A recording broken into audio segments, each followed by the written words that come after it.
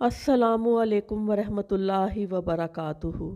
बीवी: आपने मुझे डांटा क्यों था? शोहर: सॉरी भी तो बोल रहा हूँ। अच्छा अब क्या चाहिए? बीवी: डांटते सबके सामने हैं और सॉरी बंद कमरे में नहीं कहा करते, और अब मनाना भी नहीं आ रहा आपको। शोहर: यार मुझे पहली दफ़ा वाइफ मिली है, इसलिए तजर्बा नहीं है लड़की मनाने का, प्लीज़ मान जाओ ना।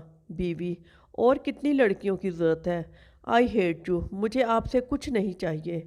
शौहर: हाँ हाँ, मैंने अचार डालना है लड़कियों का, मुझे तुम्हारे अलावा किसी की ज़रूरत नहीं।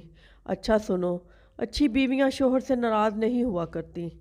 बीवी: अच्छे शौहर सबके सामने नहीं डांटा करते, यहाँ सिर्फ मेरे वाहिद आप दोस्त हैं, मेरे साथ कम अज़ कम आप तो ऐसा ना किया करें। शौहर: अच्छा मेरी जान, आई एम सॉरी। बीवी: रूम में आके मुझे डांट लिया करें, जितना भी गुस्सा हो मुझ पे निकाल लिया करें, लेकिन किसी के सामने मुझे कुछ ना कहा करें। आपको पता है ना, आपसे बात किए बिना मैं नहीं रह सकती। मोरल: खुशगवार अज़दवाजी ज़िंदगी का एक बेहतरीन राज ये है कि अपने लाइफ पार्टनर से कभी भी कम्युनिकेशन गैप ना रखें, किसी ना किसी बहाने एक दूसरे को तंग करते रहें और अपनी मौजूदगी का एहसास दिलाते रहें, ताकि ज़िंदगी में रिश्तों की चाहत और रूठना मनाना बरकरार रहे। क्योंकि जो मियाँ बीवी बात करना छोड़ देते हैं ना, तबाही की इब्तदा खुद करते हैं। मुझे उम्मीद है आपको आज की स्टोरी बहुत पसंद आई होनी है।